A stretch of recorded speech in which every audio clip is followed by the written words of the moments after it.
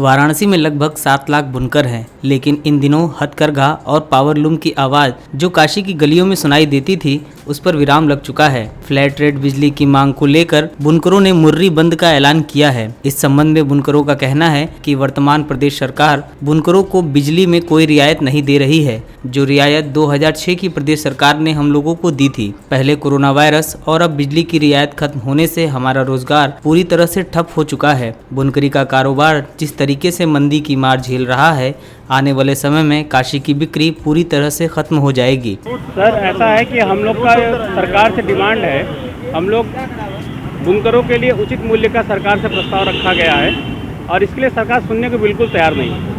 और इतना ज़्यादा बिजली का बिल आ चुका है हम लोगों के पास कि भरने में हम लोग एकदम असक्षम हो चुके हैं। मजबूरी में हम लोग को अपनी संपत्ति, चल अचल संपत्ति बेच के बिजली का बिल भरना पड़ रहा है। इसीलिए आज हम लोग गाड़ी का कागज़, मकान का कागज़, फैक्ट्री की चाबी लेकर यहाँ पे धरने बैठे हुए हैं, लेके घूम रहे हैं, कोई खरीद लो ताकि हम सरकार को बिजली का बिल भर सकें। उन्होंने बताया कि ये हुनर हम विरासत में अपने आने वाली पीढ़ियों को भी नहीं देंगे, क्योंकि इससे घर भी नहीं चल पा रहा है। बुनकर महासभा के उपाध्यक्ष शैलेंद्र प्रताप सिंह ने कहा कि हम फ्लैट रेट बिजली को लेकर सरकार से मांग कर रहे हैं, लेकिन सरकार हमारी सुन नहीं रही। उन्होंने बताया कि बिजली बिलों को लेकर विभाग से हमें एरियर भेजे गए हैं और पैसा न होने की दशा में हम इसे नहीं भर सकते, क्योंकि कोरोना महामारी की वजह से हमारा व्यापार पूरी तरह से ठप पड़ा हुआ है। उन्होंने सरकार से मांग की है कि हमारी चल और अचल संपत्ति को ले ले ताकि हम बिजली का बिल जमा कर सकें। वाराणसी बुनकर संघ का उपाध्यक्ष, पेशे से बुनकर हूँ।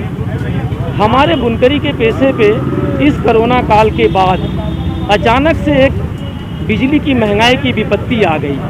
उसके साथ साथ हम लोग पुराने कुछ एरियर चले आ रहे हैं जो बहुत बड़े अमाउंट है, बहुत बड़े संख्या में वो एरियर हैं। हमें उस एरियर को क्लियर करने के लिए हमारे पास पैसे नहीं हैं। कोरोना काल में हम लोग लगभग 6 महीने से अपने व्यापार को बंद किए हुए हैं।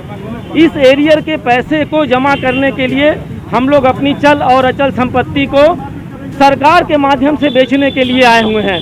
सरकार हमारी अचल संपत्ति, चल संपत्तियों को ले ले, हमें इतने पैसे दे दे कि हम अपने एरियर को जमा कर पावें और अपने काम को चालू करना या बंद करना, उसके बाद ही हमारा निर्णय होगा। हमको पड़ेगा तो हम अपनी मशीनें चलाएंगे, जो कि संभव नहीं है।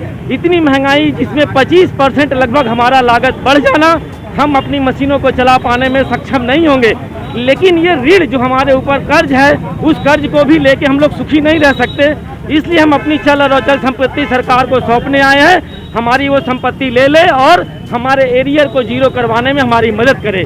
पेश है न्यूज बकेट हिंदी मासिक पत्रिका। पढ़ें इस महीने की पूरी खबर विस्तार से हमारे न्यूज बकेट की मैगजीन में। हमारी ई मैगजीन को मुफ्त में पढ़ने के लिए अभी लॉगिन करें www.newsbucket.in पर। इसके अलावा रोज की ताज़ा खबरों के लिए हमारे YouTube चैनल को तुरंत सब्सक्राइब करें।